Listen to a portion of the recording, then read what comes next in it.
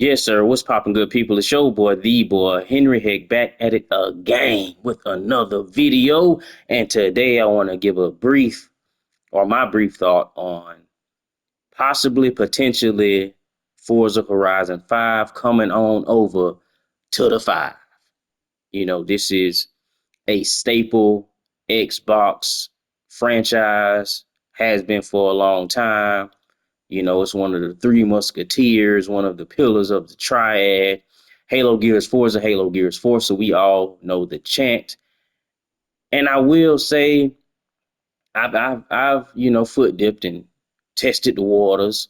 One of the homies brought the box through the spot, and at that point, I was able to, check it out. Not really for me, but I didn't put too much time into it to say that it's not something definitive that I wouldn't play if I were able to. Because I do dabble here and there inside of a racing game. GT7 was fun. Um, Asphalt Legends is fun, and that's so far this year. That's my experience. Back in the day we had Test Drive. A lot of people rant and rave about Drive Club. I didn't have the opportunity to play that game, but a lot of people rant and rave about that game. But back to the possibility of this happening and some of the discourse around the rumor. Um, it's funny. It's funny to me how people went from no games are coming at all. Then when Uncle Phil popped up and said it's only gonna be these games, and people were more so relaxed. He put the KY, he pulled out the KY on them, you know, and the people were more relaxed and more receptive to that. But once Xbox upper leadership, once Microsoft starts actually seeing returns on investment, start actually seeing monies coming in, and it wasn't just a little bit here and there via subscription service. They seen that, hey, we can make money. Rest assured, it was never gonna be just the four. And they like to do the well, it doesn't mean that next gen or in the future that they'll get these games and we just putting them over here. Why would you even entertain the idea of doing it in the first place if that were the case? You're not finna sit up here and tell me you're gonna put these games over here. They sell well. When you drop a sequel, you're not gonna put the sequel over here to also sell well. It don't make no sense. It's dishonest. And they've been lying to the people for a long time. They've been dishonest with the people from the kick of the gen. If we being all the way honest with you, 60 target and 120, not the case. Eat monsters for breakfast, not the case.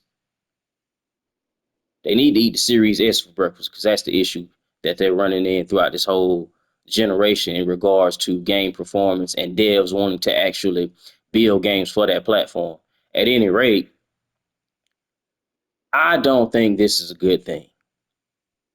The more Xbox staple franchises that come over to PlayStation means the death of that platform in the way we used to seeing it, because they're gonna put games everywhere and they're gonna transform into a Ubisoft that has a console available for the people to purchase. But in large, you're gonna be able to play those games wherever. And some people might say, and this is great for gamers and all this other weirdery. But if people ain't playing them games now, substituting that audience that's not playing them now with the new audiences, it's the same in my opinion. It's not that it's great for gamers. It's great for Microsoft and Xbox pockets. That's what it's great for, because they only doing this to make money. They're not doing it because they genuinely want to reach out and provide an experience for the gamers. Because what would be great for gamers would be putting out quality games at a cadence to where people ain't thirsty, people ain't hungry, people aren't parched for quality games. They dropped Hellblade 2 earlier this year, and that was it. Then they want to delay something and then talk about a backlog. And then the very next day, throwing games on sale for people to buy and purchase when they could have just released the game when they said they were going to reach within the time they said they were going to release it, And people will just purchase that. Or some people will purchase it. Their core fan base won't purchase it. People on PC will purchase it. You know what I mean? People on PlayStation are purchasing it, which is why they're making this move in the first place to make some dollars. It's not great for gamers to get sub quality games, get games that's not going to be supported. It's not great for gamers to be in the current gen and get games locked at 30 that shouldn't be locked at 30, but they locked at 30 because they also have to perform to a certain degree on the Series S. That's not great for gamers. Availability doesn't automatically mean great for gamers. It's a whole bunch of fodder that's available for everybody. Is that great for gamers? Delivering quality experiences is what great for gamers. Keeping your word when you say you're gonna release something is great for gamers. Giving people hope and reason to feel confident in their $500 purchase of the Series X is great for gamers. They've yet to show up and show out this gen. And then they want to go ahead and bow out. We just gonna put games everywhere. We looking to the next console.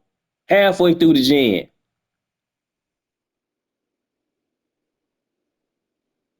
Craziness. Pure plum craziness, but I ain't gonna drag it out too much longer. You know what I mean? I just want to give a brief thought on, because I don't see this as good. I don't want Xbox to just fade into the night. I want them to show up, present quality games, produce reasonings for why people should go out there and buy Xbox instead of saying no console required because you suck. You didn't want to rise up to the occasion. You didn't want to deliver quality experiences. You didn't want to make use of the hardware that your architects put together. Laziness. And now you want to take the easy way out, buying IPs and putting everything everywhere to try to make some money back instead of, you know, doing what you need to be doing. Showing the people that you deserve to be here inside of this industry, inside of the gaming industry. You deserve to be one of the pillars up here. You deserve to stand side by side with a Nintendo and side by side with a PlayStation. You should want to be standing side by side with them. Why wouldn't you? Why wouldn't you want to make yourself a comparable option? Hey, we got great stuff over here too. Nah, you can just come over here and pay $20 and foot dip. That's what you can do. We're the library. We're the library of gaming. Come over here, come borrow this. Just return it. Come borrow this. Come borrow this. Nothing hits. Nothing over there is what it used to be. They misled the people from the start of the gen up until now. Anytime they walk on stage, they walking on stage with a new lie. A new lie. Or maybe I shouldn't call it a lie because they've been telling us what they. Well, you know what? It's dishonest. The way they speak is dishonest because they speak in a way to allow certain persons to believe one way, while people who are more logically sound in their thinking are able to decipher the nonsense. You know, so it comes off as a lie when the fan base looks back on it, come off as a lie. But for people who deciphered the bull jive and put the facts and figures inside of the idea machine, they oh boy, I can't.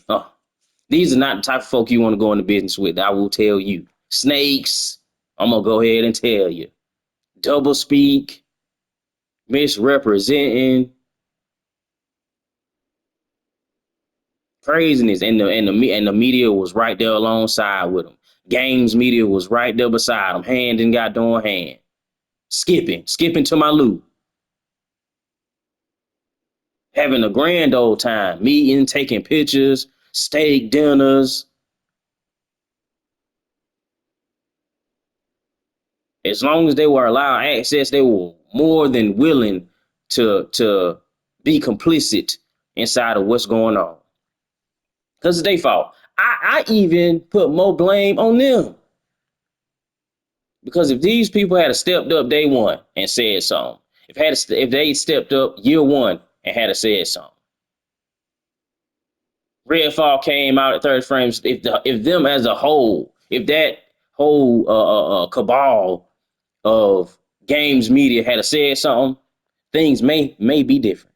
If all of them stepped up in unison in opposition of the Activision deal, maybe it'd all be different. Not saying that they would have, stopped it or anything like that, but you know, being complicit for 3.5 years and then all of a sudden now want to say something a little different. Now you want to change your tune. Now you want to speak a little more realistic about the comings and going when you knew the whole time. You knew. It's not a surprise to these people what's going on. They just didn't give a darn. They were allowed access. They were able to go up there and take a picture with Phil Spencer. They was able to get flued out. The things people will do to get flued out. Craziness. That's all I got for right now. We'll catch y'all in the next one. Oh,